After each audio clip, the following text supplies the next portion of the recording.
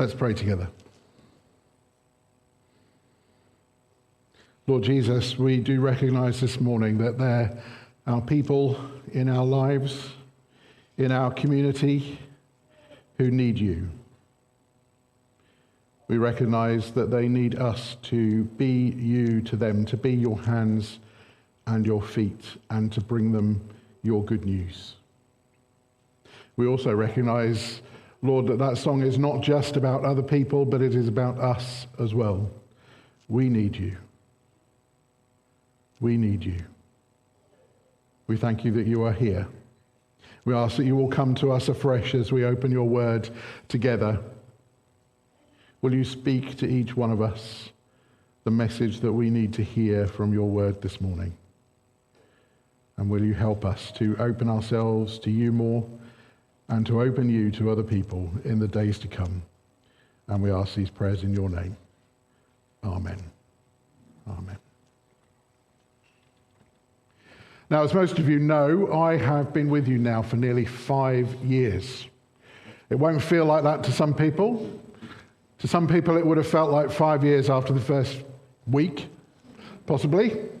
And especially because we kind of lost those 2 years in the middle to the pandemic. Although we didn't stop doing everything, it was more difficult to build those relationships as we were trying to do it online and all of that kind of stuff. You may feel 5 years has gone really quickly. But one of the things, I won't say whether it's a positive or a negative thing, about me being here for 5 years is that most of you got to know me very well. And so you have seen me at my best, and you've also seen me at my worst. You possibly know some of my strengths. You will almost definitely know pretty much all of my weaknesses. You will know about the things that are broken in my life or have brought me to breaking point, because we have talked about those. You will know where I am vulnerable. And if you remember back to our message a couple of weeks ago when we talked about leaking Christians and their passive-aggressive behavior, you will be able to recount where I leak in that way. If you are still sitting there and thinking, well, this is rubbish, Rob is a saint, then you obviously haven't been taking much notice of me in the last 5 years. But if you go and see Gail afterwards, she's known me for a lot longer than 5 years, and she can definitely tell you my weaknesses and my vulnerabilities and where I get it wrong. I'm a crackpot. I wonder as you think this morning whether you think, well, yeah, maybe I'm a crackpot too. Maybe as you sit and look at your life this morning, you recognize that you have spent a lot of it trying to flee from some pain in your life, either a present pain or a past pain. That you've been running away from something, and you keep hoping that if you keep running away from it, then whatever it is will stop. Maybe you're one of those people who has poured your energy and your resources into serving God, which is a good thing. But if you're honest, at least in part, you have done that to avoid looking at the broken areas that are in your own life. It is a lot easier, I think, to sing "People Need the Lord" than it is to sing "I Need the Lord." Maybe you have difficulties in your life that lead you to burst out in anger on occasions. You keep it repressed most of the time, but usually it's something very small, the straw that breaks the camel's back, as it were, and you explode in anger. Maybe this morning, even in this authentic Christian open community, as you look at your life, you recognize that you're hiding just how broken and fractured and frail you are. Maybe you are not yet in a place to admit, I'm a crackpot too. Well, I have good news for you. The first is that if you're willing to admit that you're a crackpot this morning, then we're not judging you. Because the whole point of this is that we're all crackpots. We all have weaknesses and vulnerabilities in our lives. Our lives are all broken in some way or another. And I have even better news than that. St. Paul was one of Jesus' greatest followers. If you know anything about St. Paul, you will know what a great follower of Jesus he was. He was almost we're going to come on to them, but he was almost a super apostle. You know about his writings, you can read them in the New Testament, you know about his intellect, you know about his spiritual authority, you know that he was one of Jesus' greatest followers. But as we heard earlier in part of his letter to the Corinthian church, he was a crackpot too. Doesn't that give you hope? One of Jesus' greatest followers was a crackpot too. He came to understand his weaknesses and his brokenness and his vulnerability. But here's the thing, here's the good news, here is the hope. What he came to recognize about those things is that they were the places where God could work the most miracles. His weaknesses, his vulnerabilities, his brokenness was where God could work the greatest miracles. And we can see that in the way that he dealt with the Corinthians. He had what you might term today a difficult relationship with the Corinthian church. And he wrote this second letter to them. Actually, it was the third, but we won't go into that. Because they had been visited by these so-called super apostles. They had come to the Corinthian church and they had declared that they had seen signs and wonders from God that far surpassed anything that Paul had seen. They had had revelations and God moments that Paul could only dream of. They claimed this very special, very unique authority from God. And as they did so, they began to undermine Paul's apostolic authority. And naturally, what happened when these super apostles turned up is that the congregation at Corinth started to transfer their allegiance from Paul to these super apostles. They began to listen to what these super apostles had to say rather than remembering what Paul had taught them. Now, what would you do in that situation? Have a think for a moment. What would you do in that situation? If somebody turned up at the door today and said, I've seen vision, maybe even somebody in this congregation stood up and said, I've seen signs and wonders and visions that Lieutenant Rob can only dream of. What would you do in that situation? What would I do in that situation? If somebody turned up and declared themselves to be a better teacher, a better leader, and a better preacher than me, how would I respond to that? What would I say to somebody who claimed to have a greater authority from God than the one I have been given? Now, I'd like to tell you I would react in the same way that Paul reacts. But remember, I'm a crackpot. You haven't forgotten that, have you? No. Oh, you all remembered that. That's good. It's nice that you'll remember something from this message. But I think I'd probably go on the offensive. I'd probably say, well, you say that about your signs and revelations. What about these signs and revelations that I've had? I'd tell everybody about my successes and the gifts that I've been given and the revelations that God's given to me, the vision that God has given to me. But that's not what Paul does. That's what we kind of expect to happen, but it's not what Paul does. If you turn back to the passage in your own Bibles, 2 Corinthians chapter 12, then have a look at verse 7. Paul says, to keep me from becoming proud, I was given a thorn in my flesh, a messenger from Satan to torment me and keep me from becoming proud.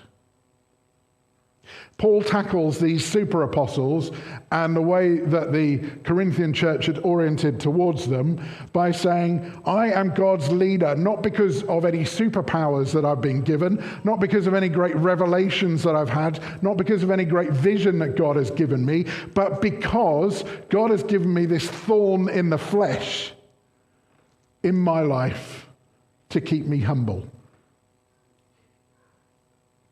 I'm Paul's leader because he's given me this thorn in my flesh to keep me humble.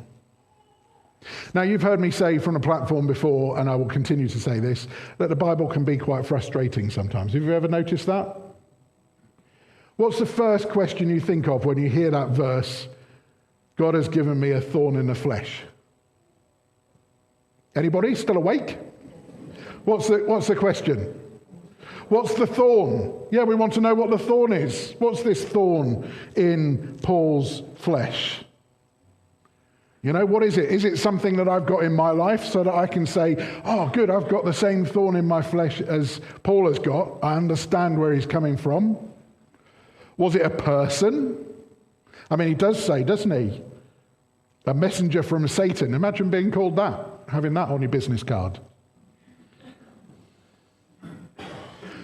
We have absolutely no idea what this thorn in the flesh was.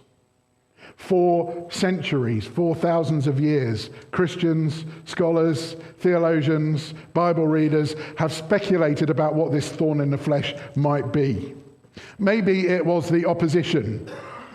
I said earlier that Paul had a difficult relationship with the Corinthian church. Well, if you read some of his other letters, he had some difficult relationships with some of the other churches as well. He had a difficult relationship with some of the apostles, particularly those based in Jerusalem. So maybe it was that. Maybe it was difficult relationships, opposition to his teaching.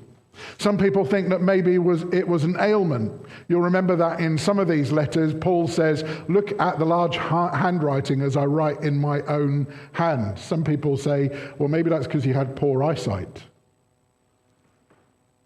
Or maybe it was some other ailment that we're not aware of. We just don't know, and that's frustrating sometimes. But we do know that it was debilitating. We do know that it was humiliating because Paul says so. And we do know that his critics used it as a way of saying that this is proof that God was not with Paul. And yet Paul chooses to see whatever this thorn in the flesh was as a gift. As a gift of Christ's power in weakness. He came to see this thorn in his flesh as proof of the transcending power of God in his life. Yes, he was tormented by it. Yes, he was discouraged by it. Yes, he says in this letter to the Corinthians, he'd wished that it would be taken away from him. But in the end, he comes to this place. Verse 9. Each time the Lord said, each time I said to the Lord, this is too much for me, this thorn in my flesh. He said, my grace is all you need. My power works best in weakness. My grace is all you need. My power works best in weakness. Are you surprised by that message? Are you surprised by that message? We shouldn't be, but I think we probably are on occasions. We shouldn't be because this is the way that God works. He chooses to work through the weak and the broken rather than the strong and the powerful. And that's completely countercultural. That's not what our culture, it's not what our society does. Our society, our culture measures strength in terms of the power that people have. That's part of the reason that we're in the trouble that we're in Europe and across the world at the moment. President Putin, and possibly Western leaders as well, but certainly in this case, President Putin believes that strength comes from the amount of power that you hold. If we're honest, there are occasions when the church and the Salvation Army looks for strength in terms of the power that is held. Our culture celebrates celebrity and beauty and wealth and success, all strengths, as far as the world sees it, that give us power. The church, the Salvation Army, maybe even people in this corps buy into buildings. We're a successful corps because we have this beautiful building. We buy into finances. We're a successful corps, we're a strong corps because we're self-financing. We buy into the numbers of people that are here in worship on a Sunday, or watching online, or coming through our doors to our community activities during the week. Those numbers demonstrate our success. Okay, now I have done a little bit of confessing this morning. You all heard that, didn't you? Yeah, I told you I was a crackpot a few minutes ago. You all remembered that. Now it's time for your confession. How many people count up who's in the hall on a Sunday morning? I'll discount Stuart because he does it officially. Annie does it because she's always done it. Again, officially. Yeah, we measure our success. We measure how good things are going by the number of people who are in our hall on a Sunday. Now, only 2 or 3 of you put your hands up. The rest of you might need to come to confession a little bit later on. Do we see ourselves as more successful when we have this number of people in the hall? I haven't counted this morning. Stuart's just counting now, so we won't ask him. I reckon 60 to 70. Do we see ourselves as more successful than the days in, say, December 2020 when we had 12 people in the hall? We buy into numbers, we buy into finances, we buy into buildings. But what God's story tells us is we've got it the wrong way round. That's not how God works. God works, he chooses to work through the weak and the broken and the vulnerable. That's what the cross tells us. The greatest gift, God's greatest gift, is found in the greatest wounds. I don't want you to go away with the fact that I'm a crackpot this morning. I want you to go away with that instead. So let me say it again. God's greatest gift is found in the greatest wounds. It's found in the greatest weaknesses. The cross is the killing of God himself, and it was the killing of God that led to the redemption of the world. God's greatest gift is found in the greatest wounds.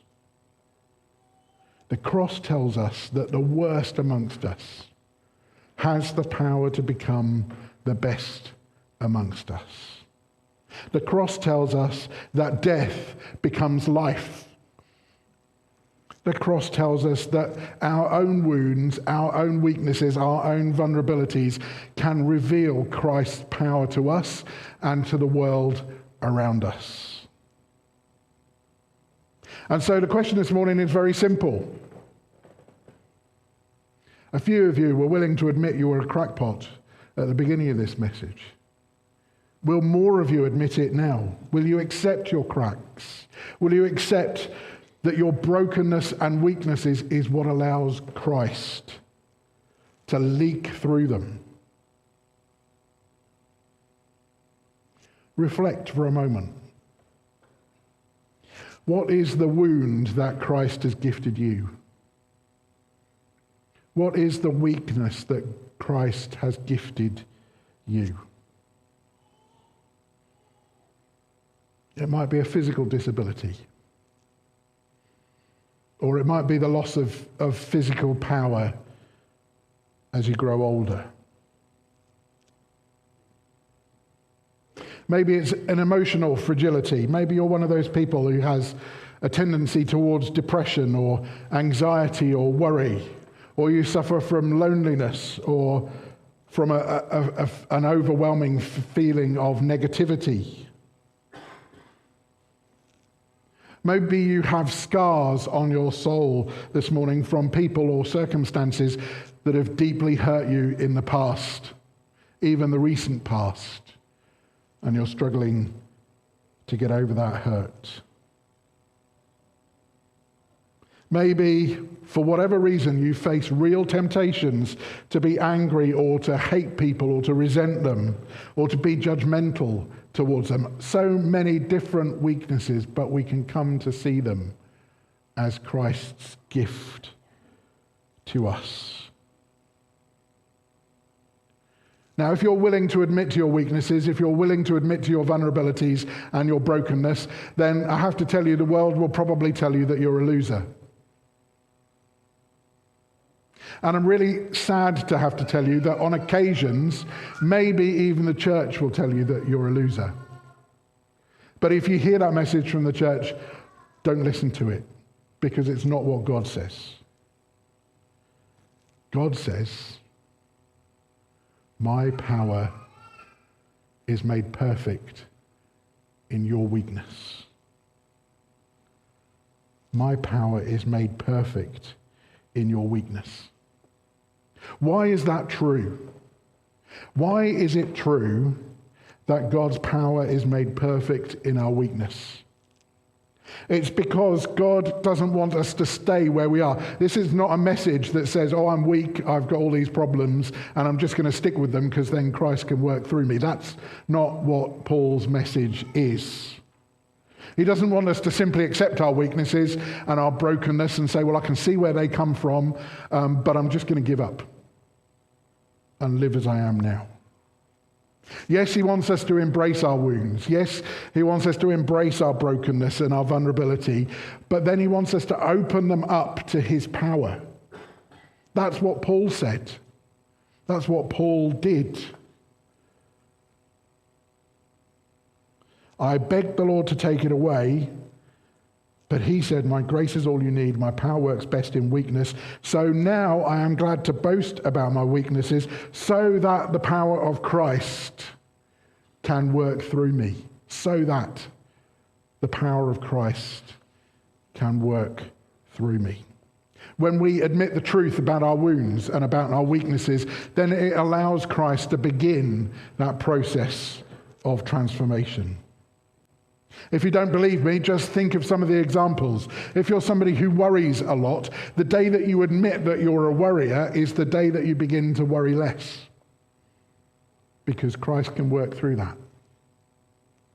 If you're somebody who suffers from negativity, if people have told you that you're a person whose glass is half empty rather than half full, then the day that you admit that you have a problem with negativity is the day that Christ begins to make your life and your feelings towards it more positive. The day that you admit that there are times when you explode with anger for seemingly for no reason or for some very small thing is the day that Christ starts to be able to bring peace into your life, the peace that you really crave. If you're willing to admit this morning that you're judgmental, then in admitting that, it's when Christ can start to make you more forgiving.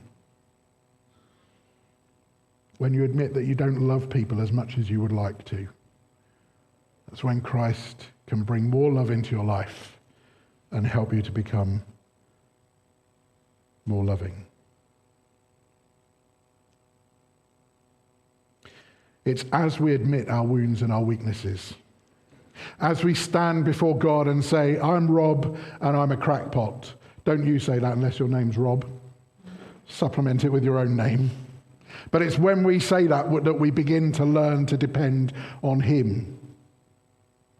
It's when we can say, I'm glad that I can boast about my weaknesses so that the power of Christ can work in me, that he begins to be able to work in us. The more weak we are, the more that the more we can depend on God. And the more we depend on God, then the stronger we become. And as we fill up with Christ's power through our weaknesses, through our vulnerabilities, through our brokenness, then he starts to transform that weakness and that brokenness and that vulnerability. And as he does so, we will continue to leak. But this time the leaking won't be the passive-aggressive behavior that we thought about 2 weeks ago. It will be different. In his book, The Emotionally Healthy Church, which this series has been based on, Pete Scazzero tells us this story to illustrate what I mean. There once lived a water carrier in India, and he used to use 2 large pots for his task. He suspended a pole across the back of his neck, and he attached one of the pots to each end of the pole to carry this water. One of the pots had a big crack in it, and the other pot was perfect. What happened? Well, the perfect pot was always delivered to his master full of water, whereas the cracked pot only managed to be half full each day. For 2 years, this water carrier made his journey from the stream up to his master's house. And the perfect pot became proud of his accomplishments. The cracked pot was ashamed of its imperfection. And it was miserable that it was only able to accomplish half of what the perfect pot could do. Finally, one day by the stream, the cracked pot spoke to his owner about his bitter failure.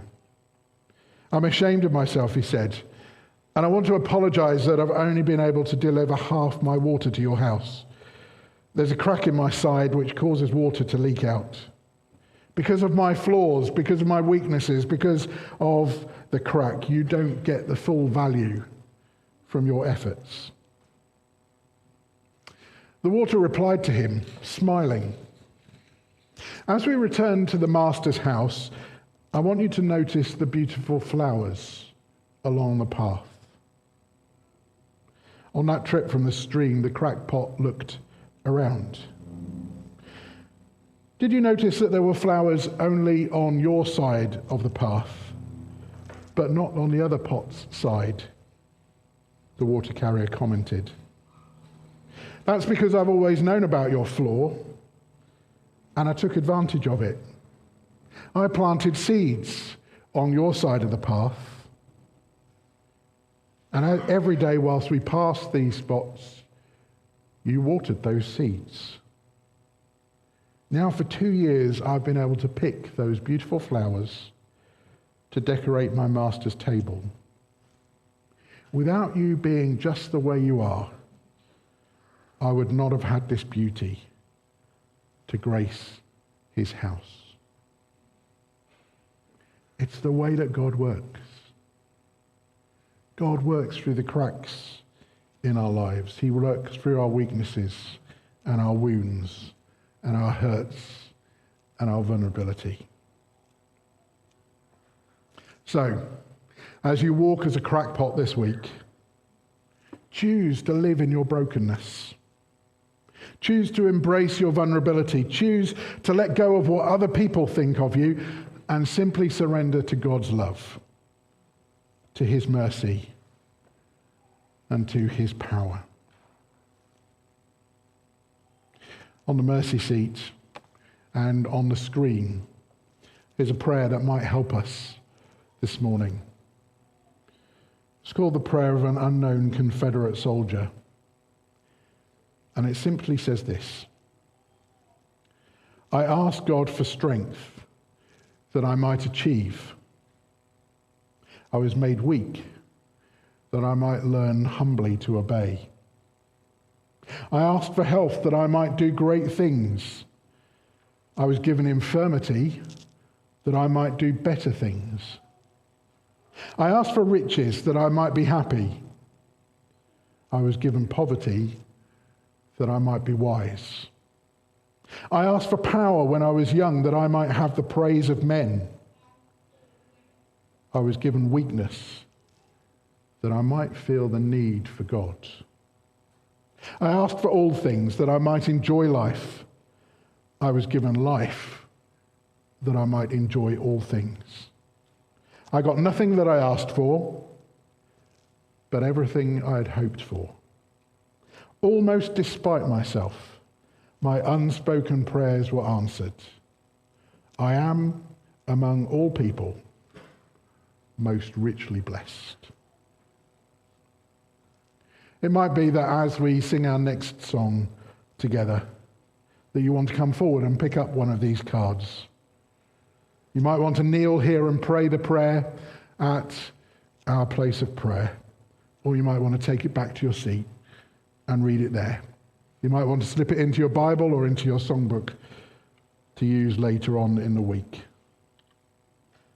But let's kneel, whether we do it physically or metaphorically. Let's kneel in our brokenness and our weakness and say to God this morning that we are depending on him to show his power through our cracks and our weaknesses and our vulnerabilities this morning. And so we join together to sing, "My hope is built on nothing less than Christ himself." We'll remain seated as we sing this song together.